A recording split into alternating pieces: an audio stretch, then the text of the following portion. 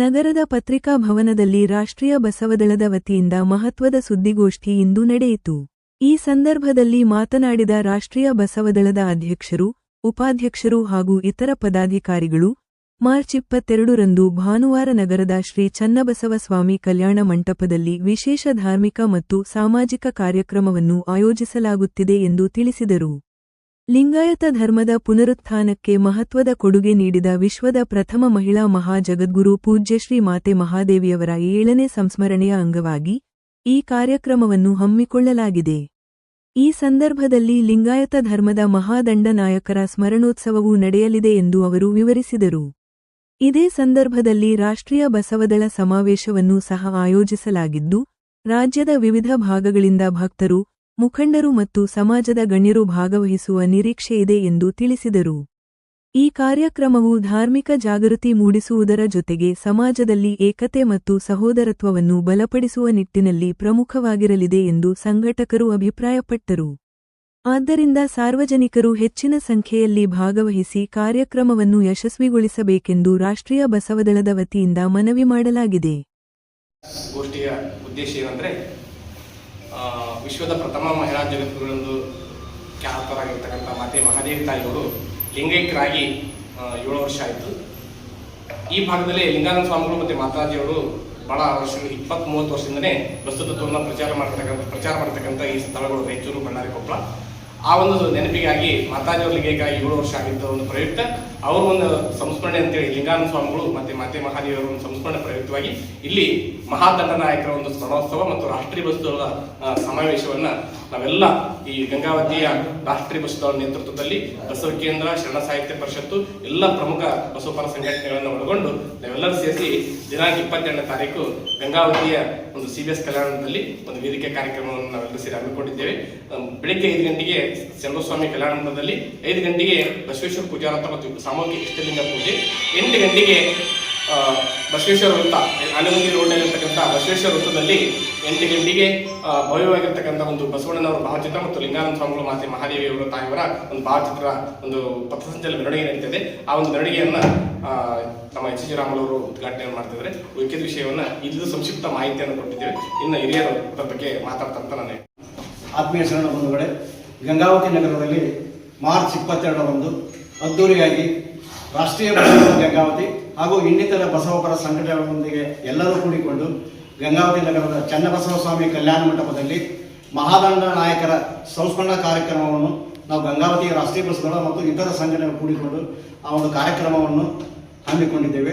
ಇದಕ್ಕೆ ತಮ್ಮೆಲ್ಲರ ಸಹಕಾರ ಇರಬೇಕಂತ ತಮ್ಮಲ್ಲಿ ಕೇಳಿಕೊಳ್ತೇವೆ. ಪತ್ರಿಕಾ ಎಲ್ಲ ಮಿತ್ರರೇ, ತಾರೀಖು 22ರಂದು ಚನ್ನಬಸವ ಕಲ್ಯಾಣ ಮಂಟಪದಲ್ಲಿ ರಾಷ್ಟ್ರೀಯ ಬಸವದಳದಿಂದ ಮಹಾದಂಡ ನಾಯಕರಾದ ಬಸವ ಧರ್ಮದ ಲಿಂಗಾನಂದರು, ಅಪ್ಪಾಜಿಯವರು ಹಾಗೂ ಮಾತಾಜಿಯವರು ಒಂದು ಸಂಸ್ಮರಣೆಯ ದಿನಾಚರಣೆಯನ್ನು ಹಮ್ಮಿಕೊಂಡಿದೆ. ಬಹುಶಃ ಬಹಳ ದಿವಸಗಳ ನಂತರ ಗಂಗಾವತಿಯಲ್ಲಿ ಇಂಥ ಹಲವಾರು ಕಾರ್ಯಕ್ರಮಗಳನ್ನು ತಾವು ನೋಡಿದ್ದೀವಿ ಹಿಂದೆ ಎಲ್ಲ. ಅಂಥದ್ದೊಂದು ಕಾರ್ಯಕ್ರಮವನ್ನು ಮತ್ತೆ ಅದರ ಪುನರುತ್ಥಾನವೇನೋ ಎಂಬಂತೆ ಪ್ರಾರಂಭ ಆಗ್ತಾ ಇದೆ. 12ನೇ ಶತಮಾನದಲ್ಲಿ ಬಸವಣ್ಣ ಎಂಥವರನ್ನು ಕಟ್ಟಿಕೊಂಡು ಒಂದು ಹೊಸ ಸಾಮಾಜಿಕ ವ್ಯವಸ್ಥೆಯನ್ನು ಕೊಟ್ಟಿದ್ದ ಎಂಬುದು ಇತಿಹಾಸದ ಗರ್ಭದಲ್ಲಿ ಮರಿಮಾಚಿ ಹೋಗಿತ್ತು. 300 ವರ್ಷಗಳ ಕಣ್ಮರೆಯಾಗೋಗಿತ್ತು ಸಾಹಿತ್ಯ. 15ನೇ ಶತಮಾನಕ್ಕೆ ಯಡಿಯೂರು ಸಿದ್ಧಲಿಂಗೇಶ್ವರಂತ ಶರಣರು ಬಂದರು. ಅಲ್ಲಿ ಸಂಶೋಧನೆ, ಸಂಪಾದನೆ, ಸಂಗ್ರಹ ಇವೆಲ್ಲ ನಡೆದವು. ನಂತರದಲ್ಲಿ ಇತ್ತೀಚಿನ 20ನೇ ಶತಮಾನದವರೆಗೂ ಹೆಚ್ಚು ಕಡಿಮೆ 19ನೇ ಶತಮಾನ 18ನೇ ಶತಮಾನದವರೆಗೂ ಕೂಡ ಬಸವಣ್ಣ ಅಂದ್ರೆ ಒಂದು ಎತ್ತಾಗಿ ನಮಗೆ ಕಾಣಿಸ್ಕೊಳ್ತಿದ್ದೆ. ನಾವೆಲ್ಲ ಸಣ್ಣವರಿದ್ದಾಗ ಒಬ್ಬ ಮಹಾನ್ ಪುರುಷ, ಇಡೀ ಸಮಾಜಕ್ಕೆ ಯಾರ ಹತ್ರನೂ ಹೋಗಲಿಲ್ಲ. ಆತ ಯಾವ ಹಿಮಾಲಯಕ್ಕೆ ಹೋಗಲಿಲ್ಲ, ಎಲ್ಲಿ ಹೋಗಲಿಲ್ಲ. ಜನಸಾಮಾನ್ಯರನ್ನು ಹಡಪದ ಹಪ್ಪಯ್ಯ, ನುಡಿಯ ಚಂದಯ್ಯ, ಡೋಹಾರ ಕಕ್ಕಯ್ಯ, ಮಾದಾರ ಚೆನ್ನಯ್ಯ, ಸಮಗಾರ ಹರಳಯ್ಯ, ಹಡಪದ ಹಪ್ಪಣ್ಣ, ಅಂಬಿಗರ ಚೌಡಯ್ಯ, ಇಂಥ ಜನಸಾಮಾನ್ಯರನ್ನು ಕಟ್ಟಿಕೊಂಡು ಒಂದು ಹೊಸ ಸಾಮಾಜಿಕ ವ್ಯವಸ್ಥೆಯನ್ನು ಕೊಟ್ಟ.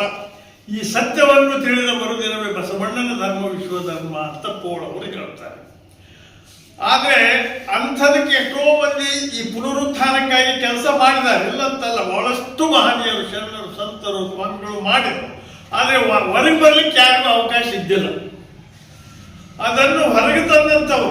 ಯಾಕೆ ನಾವು ಅವರಿಗೆ ಮಹಾದಂಡ ನಾಯಕರಂದ್ರೆ, ಬಸವಣ್ಣನ ಹೆಸರು ಹೇಳೋದು ಅಪರಾಧವೇನು ಎಂಬಂತ ಒಂದು ಕಾಲ ಇದ್ದವಾಗ ಬರೀ ಎತ್ತು ಪೂಜೆ ಮಾಡಬೇಕು, ಆತನ ವಿಚಾರಗಳು, ಶರಣರ ವಿಚಾರಗಳು ಸಮಾಜಕ್ಕೆ ಇರಲಿಲ್ಲ. ಅಂತ ಸಮಾಜಕ ಕಳಕಳಿಯಿಂದ ಸಮಾಜವನ್ನು ಎತ್ತಿಗಟ್ಟಿ ಪುನಃ ಬಸವಾದಿ ಶರಣರನ್ನು, ಎಲ್ಲ ಸಮಾಜದ ಶರಣರನ್ನು ಸಮಾಜಕ್ಕೆ ಪರಿಚಯಿಸಿದ ಅವರ ಕಾಲ ನಾವು ಬಹಳಷ್ಟು ನಿಮಗೆ ಗೊತ್ತಿರಲಿಕ್ಕಿಲ್ಲ, ಸಣ್ಣವರು ಇದ್ದೀರಿ. ಅವರು ಗಂಗಾವತಿಗೆ ಬರುವುದಕ್ಕಿಂತ ಮುಂಚಿತವಾಗಿ ಅವರು ಈ ಫೀಲ್ಡಿಗೆ ಈ ಒಂದು ಇದಕ್ಕೆ ಬಂದಾಗ ಎಂಥ ಮಾನ ಅಪಮಾನಗಳನ್ನು ಎದುರಿಸಬೇಕಾಗೈತೆ ಎಂಬುದನ್ನು ನೋಡಿಬಿಟ್ರೆ ಬಹುಶಃ ನಮ್ಗೆ ಆಶ್ಚರ್ಯ ಅನಿಸ್ತದೆ. ಆ ರೀತಿ ಮಾಡಿ ಇವತ್ತು ಬಸವಾದಿ ಶರಣರನ್ನು ನಮ್ಮೆಲ್ಲರಿಗೂ ಕೊಟ್ಟು ಹೋಗಿದ್ದಾರೆ. ಅವರ ಒಂದು ಸ್ಮರಣೋರ್ಥವಾಗಿ, ಅವರ ನೆನಪಿಗಾಗಿ, ಅವರನ್ನು ಪುನಃ ಪುನಃ ನೆನಪಿಸಿಕೊಳ್ಳುವುದಕ್ಕೆ ಈ ಕಾರ್ಯಕ್ರಮವನ್ನು ಹಮ್ಮಿಕೊಳ್ತಾ ಇದ್ದೇವೆ. ದಯಮಾಡಿ ತಾವೆಲ್ಲರೂ ಬರಬೇಕು. ಮಹನೀಯರು ಅನೇಕ ಈ ಒಂದು ವಿಷಯವನ್ನು ಕುರಿತು ಮಾತಾಡೋರಿದ್ದಾರೆ, ಅವರೆಲ್ಲರೂ ಈ ವಿಷಯವನ್ನು ಪ್ರಸ್ತಾಪಿಸ್ತಾರೆ ಅಂತ ಹೇಳಿ ತಮ್ಮೆಲ್ಲರಿಗೂ ಶರಣು. ಗಂಗಾವತಿ ವತಿಯಿಂದ ಪರಮ ಪೂಜ್ಯ ಮಾತೆ ಮಾದೇವಿಯವರ ಹಾಗೂ ಲಿಂಗಾನಂದ ಅಪ್ಪಾಜಿ ಅವರ 7ನೆಯ ಸಂಸ್ಮರಣೆಯ ನಿಮಿತ್ತ ಅವರ ಹಾಕಿಕೊಟ್ಟಂಥ ಏನು ತಳಹದಿ ಮೇಲೆ ಇಡೀ ನಾಡಿನ ತುಂಬ ಬಸವ ಕೇಂದ್ರಗಳು, ಬಸವದಳ, ಇದು ಬಸವ ಒಂದು ಆವತ್ತಿನ ಮುಂಚೆ ಜಗಲಿಗೆ ಅಷ್ಟೇ ಸೀಮಿತ ಆಗಿತ್ತು ಬಸವಣ್ಣ. ಇಡೀ ನಾಡಿಗೆ, ಇಡೀ ಈ ದಕ್ಷಿಣ ಭಾರತಕ್ಕೆ ಬಸವಣ್ಣ, ಬಸವಾದಿ ಶರಣರನ್ನು ಹೊರಗೆ ತಂದು ಆ ಕೈಂಕರ್ಯ ಮಾಡಿದ ಮಹಾನ್ ವ್ಯಕ್ತಿಗಳು. ಮತ್ತು ಅವರಿಗೆ ಇವತ್ತು ಅದನ್ನು ಮಾಡದೇ ಇದ್ದಿದ್ರೆ ಈ ಮಟ್ಟಕ್ಕೆ ಬಸವ ಸಂಸ್ಕೃತಿ, ಬಸವ ಅಭಿಯಾನ ಇವೆಲ್ಲ ನಡೀತಿದ್ದಿಲ್ಲ. ಆ ಹಿನ್ನೆಲೆಯಲ್ಲಿ ಬಸವಾದಿ ಶರಣರು ಹಿಂದಕ್ಕೆ ಏನು 12ನೇ ಶತಮಾನದಲ್ಲಿ ಸಮಾಜವನ್ನು ನಿರ್ಮಾಣ ಮಾಡಲಿಕ್ಕೆ ಏನು ಮೌಢ್ಯ, ಅಂಧಾನುಕರಣೆ, ಮೌಢ್ಯತೆ, ಇವೆಲ್ಲ ಅನೇಕ ನಮ್ಮಲ್ಲಿರುವ ಸಣ್ಣ ಪುಟ್ಟ ಸಣ್ಣ ಸಣ್ಣ ವಿಷಯಗಳನ್ನ ಎಲ್ಲ ಜನಾಂಗದ ಸರ್ವತೋಮುಖ ಒಂದು ಅಭಿವೃದ್ಧಿಗೆ ಶ್ರಮಿಸಿ ಕಲ್ಯಾಣ ಕ್ರಾಂತಿ ಆಗಿದ್ದು ನಿಮ್ಮೆಲ್ಲರಿಗೂ ಗೊತ್ತಿದೆ. ಆ ಹಿನ್ನೆಲೆಯಲ್ಲಿ ಪತ್ರಿಕಾ ಮಿತ್ರರು ಈ ಸಂದರ್ಭದಲ್ಲಿ ತಾವೆಲ್ಲರೂ ಈ ಕಾರ್ಯಕ್ರಮಕ್ಕೆ ಸಂಪೂರ್ಣ ಸಹಕಾರ ಕೊಡಬೇಕು ಅಂತೇಳಿ ವಿನಂತಿ ಮಾಡಿ, ಈ ಕಾರ್ಯಕ್ರಮ ಸಮಾಜಕ್ಕೆ ಒಂದು ದಿಕ್ಸೂಚಿ ಆಗಂತ ಒಂದು ಕಾರ್ಯಕ್ರಮ ಇದು. ಸಮಾಜದಲ್ಲಿ ಇನ್ನೂ ಅನೇಕ ಮುಂದುವರೆದ ಜನಾಂಗದಲ್ಲೇ ಮೌಢ್ಯತೆ, ಅಂಧಾನುಕರಣೆ, ಕಂದಾಚಾರ ಇನ್ನೂ ಉಳಿದವೆ. ಅದರಲ್ಲಿಯೂ ಈ ತತ್ವವನ್ನು, ಈ ಇದನ್ನು ಇನ್ನೂ ಒಪ್ಪಲಾರ್ದರೂ ಕೂಡ ಮುಂದುವರೆದ ಸಮಾಜದಲ್ಲಿ ಅದೇ ಅವರಿಗೆ ಅದು ಈ ಚರ್ಚೆ ಮಾಡೋದು ಬೇಡ. ನಾವು ಈ ಹಿನ್ನೆಲೆಯಲ್ಲಿ ಈ ತತ್ವವನ್ನು ಬಸವಾದಿ ಶರಣರು ಹಾಕಿಕೊಟ್ಟಂತ ಇದು ವಿಶ್ವಧರ್ಮ ಆಗಬೇಕು ಅನ್ನೋದು ನಮ್ಮೆಲ್ಲರ ಕಳಕಳಿ. ಹಾಗೆ ಆಗ್ತದೆ. ಇನ್ನು ಮುಂದೊಂದು ದಿನ ಇದು ಜಾಗತಿಕ ಧರ್ಮ ಆಗೋ ಹಂತದಲ್ಲಿ ಐತಿ. ಕರ್ನಾಟಕದಲ್ಲಿ, ಈ ಭಾರತ ದೇಶದಲ್ಲಿ ಇನ್ನೊಂದು ಧರ್ಮ ಇದೆ, ಅದೇ ಲಿಂಗಾಯತ ಧರ್ಮ ಅನ್ನೋ ವಿಷಯ ಮುಂದೆ ಬರ್ತೈತೆ ಅನ್ನೋ ಒಂದು ಆಶಾಭಾವನೆ ನಮ್ಮದು. ಆ ಹಿನ್ನೆಲೆಯಲ್ಲಿ ಮಾತಾಜರು ಮತ್ತು ಲಿಂಗಾನಂದಪ್ಪ ಅವರು ಏನು ಹಾಕಿಕೊಟ್ಟ ತಳಹದಿ ಅವರು ಸ್ಮರಣೆ ಮಾಡೋದು ನಮ್ಮೆಲ್ಲರ ಕರ್ತವ್ಯ, ಬಸವ ಭಕ್ತರ ಎಲ್ಲರ ಒಂದು ಕರ್ತವ್ಯ ಅಂತೇಳಿ ಈ ಸಂದರ್ಭದಲ್ಲಿ ಹೇಳಿ ಈ ವಿಷಯವನ್ನು ತಾವು ಮಾಧ್ಯಮದ ಮಿತ್ರರು ಸಹಕಾರ ಕೊಟ್ಟು ಇದಕ್ಕೆ ಸಹಕರಿಸಬೇಕು ಅಂತೇಳಿ ತಮ್ಮಲ್ಲಿ ಕಳಕಳಿ ವಿನಂತಿ ಮಾಡ್ತಿದ್ದೀವಿ. ನಮಸ್ಕಾರ. ತಮ್ಮೆಲ್ಲರಿಗೂ ಶರಣಾರ್ಥಿಗಳು.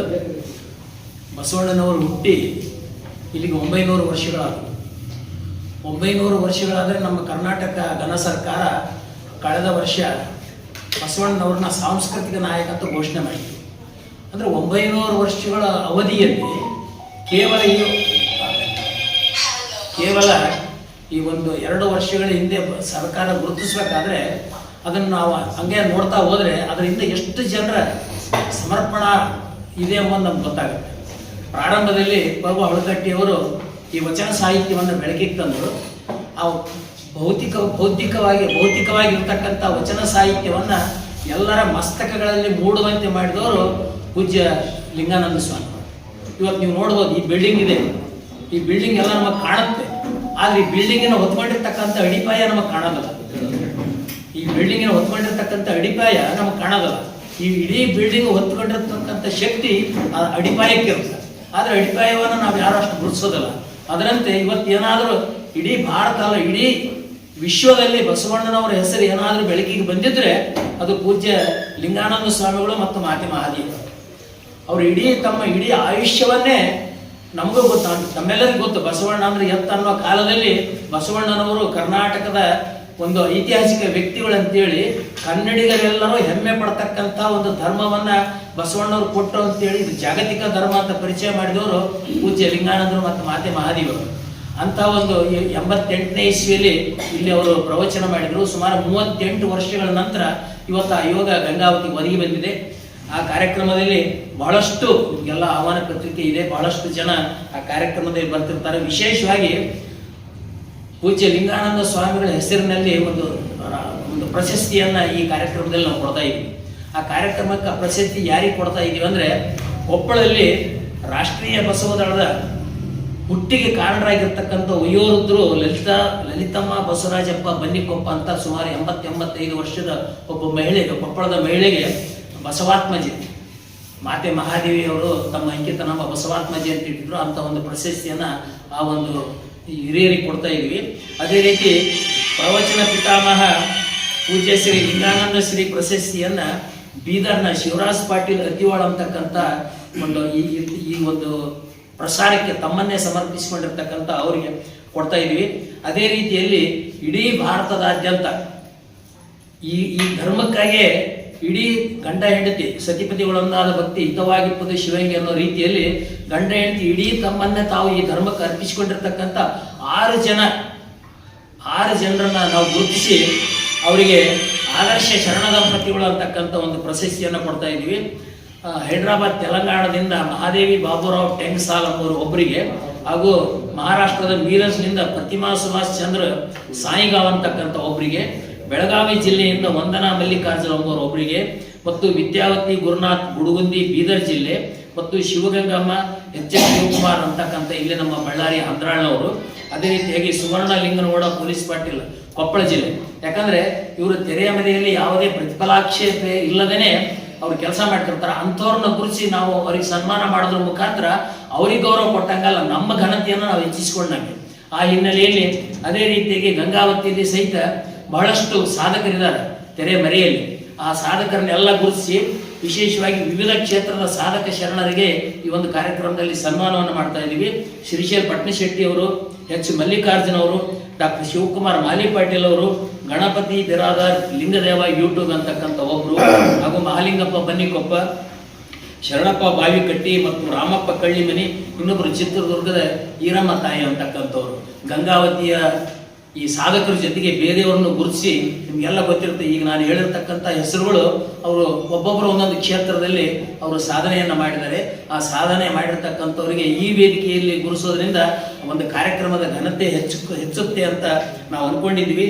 ಈ ಕಾರ್ಯಕ್ರಮದಲ್ಲಿ ಬಹಳಷ್ಟು ನಿಮಗೆ ಗೊತ್ತಿರ್ಬೋದು, ನಮ್ಮ ಗಂಗಾವತಿ ಬೀಚಿ ಅಂತ ಹೆಸರಾಗಿರ್ತಕ್ಕಂಥ ಪ್ರಾಣೇಶ್ ಅವರು ಕೂಡ. ಯಾಕಂದ್ರೆ ಇವತ್ತು ನಾವೆಲ್ಲರೂ ಹೋದ್ರೆ ಗಂಗಾವತಿ ಅಂದ್ಕೊಳ್ಳೆ ಪ್ರಾಣೇಶ್ ಅವರನ್ನೇ ಅಂದ್ರಿ ಅಂತ ಕೇಳ್ತಾರೆ. ಅಂಥವ್ರು ಕೂಡ ಈ ಒಂದು ಕಾರ್ಯಕ್ರಮದಲ್ಲಿ ಮುಖ್ಯ ಅತಿಥಿಗಳಾಗಿ ಭಾಗವಹಿಸ್ತಾ ಇದ್ದಾರೆ. ಮತ್ತು ಎಚ್.ಆರ್. ಶ್ರೀನಾಥ್ ಅವರು, ವಿಪಾಕ್ಷಪ್ಪ ಸಿಂಗ್ನಾಳ್ ಅವರು. ನಿಮ್ಗೆ ಆಶ್ಚರ್ಯ ಏನಂದ್ರೆ ಶಾಸಕರು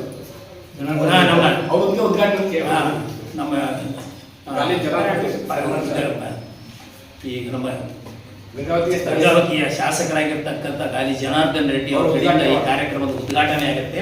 ಈ ಸ್ವಾಗತ ಸಮಿತಿಯ ಅಧ್ಯಕ್ಷರಾಗಿರ್ತಕ್ಕಂಥ ಪರಾಣ ಮುನವಳ್ಳಿ ಅವರು ಶತಸ್ಥಲ ಧ್ವಜಾರೋಹಣವನ್ನು ಮಾಡ್ತಾ ಇದ್ದಾರೆ. ಬಹಳಷ್ಟು ಕಾರ್ಯಕ್ರಮಗಳು ಎಷ್ಟಂದ್ರೆ ನಮಗೆ ಈ ಇಡೀ ಕಾರ್ಯಕ್ರಮವನ್ನು ಇವಾಗ ಮಾಡ್ಲಿಕ್ಕೆ ಆಗಲಿಲ್ಲ. ಹೀಗಾಗಿ ಈ ಮೆರವಣಿಗೆಯ ಕಾರ್ಯಕ್ರಮಕ್ಕೆ ಇನ್ನೊಂದು ಸಪ್ರೇಟ್ ಇನ್ವಿಟೇಷನ್ನೇ ನಾವು ಮಾಡಬೇಕಾಗ್ತದೆ. ಬೆಳಿಗ್ಗೆ 5 ಗಂಟೆಯಿಂದನೇ ಚನ್ನಬಸವ ಕಲ್ಯಾಣ ಮಂಟಪದಲ್ಲಿ ಲಿಂಗ ಪೂಜೆ ಅನುಸಂಧಾನ ಮತ್ತು ಪೂಜೆ ನಡೆದು 8 ಗಂಟೆಗೆ ಇಲ್ಲಿ ಇರ್ತಕ್ಕಂಥ ಆನೆಗೊಂದಿ ರೋಡ್ನಲ್ಲಿ ಇರ್ತಕ್ಕಂಥ ಬಸವೇಶ್ವರ ಸರ್ಕಲ್ನಲ್ಲಿ ಹಿರಿಯರಾಗಿರ್ತಕ್ಕಂಥ ಎಚ್ ಜಿ ರಾಮಲು ದಣಿಯವರಿಂದ ಆ ಮೆರವಣಿಗೆಗೆ ಚಾಲನೆ ಬರ್ತಾ ಇದೆ. ನಾವು ಏನೇ ಮಾಡಿದರೂ ಕೂಡ ಈ ಕಾರ್ಯಕ್ರಮದ ಹೆಚ್ಚು ಪ್ರಚಲಿತ ಆಗೋದು ತಮ್ಮಿಂದ. ಇದನ್ನ ಎಲ್ಲ ಪ್ರತಿ ನೀವು ಇನ್ನೂ ಕೆಲವು ಜನ ಇರ್ತಿಲ್ಲ ಅಂತ ನಾನು ಅಂದ್ಕೊಂಡಿದ್ದೀನಿ. ನೀವೆಲ್ಲರೂ ಕಾರ್ಯಕ್ರಮ, ಯಾಕಂದ್ರೆ ಗಂಗಾವತಿ ಒಂದು ಮಾದರಿ ಕಾರ್ಯಕ್ರಮ. ಇದು ಇಲ್ಲಿವರೆಗೆ 6 ಕಾರ್ಯಕ್ರಮಗಳು, 6ನೇ ಕಾರ್ಯಕ್ರಮಗಳಾಗ್ಯಾವ. ಈಗ ಆಗ್ತಕ್ಕಂಥ 7ನೇ ಕಾರ್ಯಕ್ರಮ. ಈಗ ನೋಡ್ರಿ, ಕನ್ನಡ ಸಾಹಿತ್ಯ ಪರಿಷತ್ ಮೆರವಣಿಗೆಯಲ್ಲಿ ಇಲ್ಲೇನಾಯ್ತಲ್ಲ ಸಮಾವೇಶ, ಇವತ್ತಿಗೂ ಕೂಡ ಗಂಗಾವತಿಯಲ್ಲಿ ಆಗಿರ್ತಕ್ಕಂಥ ಇದು ಕನ್ನಡ ಸಾಹಿತ್ಯ ಪರಿಷತ್ ಸಮ್ಮೇಳನ ಮತ್ತೆ ಎಲ್ಲಿ ಆಗಿಲ್ಲ ಅಂತ ಅನ್ಕೊಂಡಿದ್ದಾರೆ. ಅದೇ ರೀತಿಯಾಗಿ ಈ ಒಂದು ಕಾರ್ಯಕ್ರಮ ಕೂಡ ಮುಂದೆ ಎಲ್ಲಿ ಆದರೂ ಕೂಡ ಗಂಗಾವತಿಯಲ್ಲಿ ಆಗಿರ್ತಕ್ಕಂಥ ದಂಡನಾಯಕರ ಸ್ಮರಣೋತ್ಸವ ಮತ್ತೆ ಯಾವುರಲ್ಲಿ ಆಗಿಲ್ಲ ಅನ್ನೋ ರೀತಿಯಲ್ಲಿ ತಾವೆಲ್ಲರೂ ನಮಗೆ ಹೆಚ್ಚಿನ ಸಹಕಾರವನ್ನು ಕೊಟ್ಟು ಇದಕ್ಕೆ ವ್ಯಾಪಕ ಪ್ರಚಾರವನ್ನು ಕೊಟ್ಟು ಈ ಕಾರ್ಯಕ್ರಮದ ಯಶಸ್ಸಿನಲ್ಲಿ ತಾವು ಒಂದು ಭಾಗವಾಗಿರ್ತೀರಂತ ತಮ್ಮೆಲ್ಲರಲ್ಲಿ ನಾನು ಆತ್ಮೀಯವಾಗಿ ವಿನಯಿಸಿಕೊಳ್ತಾ ಇದ್ದೀನಿ. ಯಾವ ರೀತಿ ಇರ್ತಕ್ಕಂಥ ಒಂದು ವಿಷಯವನ್ನು ಬಸವರಾಜಪ್ಪರು ತಿಳಿಸಿಕೊಟ್ಟಿದ್ರೆ, ವಿಶೇಷವಾಗಿ ನಿಜವಾಗ್ಲೂ ಇದು ಒಂದು ಗಂಗಾವತಿಗೆ ಬಂದ ಒಂದು ಸೌಭಾಗ್ಯ ಅಂತ ಅವರು ಹೇಳಿದ್ರು. ನಾನು ಸಹಿತ ಅದಕ್ಕೆ ಒತ್ತು ಕೊಡ್ತಾ ಇದ್ದೀನಿ. ಯಾಕಪ್ಪ ಅಂದರೆ ಬಸವಣ್ಣನವರ ಒಂದು ಜೀವನ ಚರಿತ್ರೆ, ಅವರ ಒಂದು ಹಾಕಿಕೊಟ್ಟಂಥ ಮಾರ್ಗ ಇಡೀ ಕರ್ನಾಟಕಕ್ಕೆ ಆದರ್ಶವಾಗಿ, ಇಡೀ ಜಗತ್ತಿನಾದ್ಯಂತ ಅವರ ಒಂದು ವಚನಗಳು ಸಹಿತ ಪ್ರಸಾರ ಆಗ್ತಾ ಇದೆ. ಇದಕ್ಕೆ ಮೂಲ ಪ್ರೇರಣೆ ಅಪ್ಪಾಜಿ ಮಾತಾಜಿ. ನಾವು ಲಿಂಗಾನಂದ ಅಪ್ಪಾಜಿ ಅವ್ರನ್ನ ಅಪ್ಪಾಜಿ ಅಂತೀವಿ, ಮಾತೆ ಮಾತಾಜಿ ಅಂತೀವಿ. ಹೀಗಾಗಿ ಅಪ್ಪಾಜಿ ಮಾತಾಜಿ ಅವರನ್ನ ನಾವು ಮುಂದಿಟ್ಕೊಂಡು ಈ ಒಂದು ಕಾರ್ಯಕ್ರಮ ಮಾಡ್ತಾ ಇದ್ವಿ. ನಿಮ್ಮೆಲ್ಲರ ಸಹಕಾರ ನಿಜವಾಗ್ಲೂ, ಯಾಕಂದರೆ ಎಲ್ಲ ಒಂದು ನಾವು ಎಷ್ಟೇ ಪ್ರಚಾರ ಮಾಡಿದ್ರು ಸಹಿತನೂ ನಿಮ್ಮ ಒಂದು ಸಹಕಾರ ಅತ್ಯಮೂಲ. ಹೀಗಾಗಿ ನೀವೆಲ್ಲರೂ ಅದಕ್ಕೆ ಸಹಕಾರ ನೀಡ್ತೀರಿ ಅಂತ ಹೇಳ್ತಾ, ಈ ಒಂದು ಕಾರ್ಯಕ್ರಮದಲ್ಲಿ ನಿಮ್ಮೆಲ್ಲರ ಸಹಕಾರ ಮತ್ತು ಕೊಪ್ಪಳದ ಈ ಗಂಗಾವತಿಯಲ್ಲಿ ಎಲ್ಲರೂ ಎಷ್ಟು ದುಡಿತಾ ಇದ್ದಾರೆ ಅಂದರೆ ನಿಜವಾಗ್ಲೂ ಬಹಳ ಸಂತೋಷ ಅನಿಸ್ತದೆ.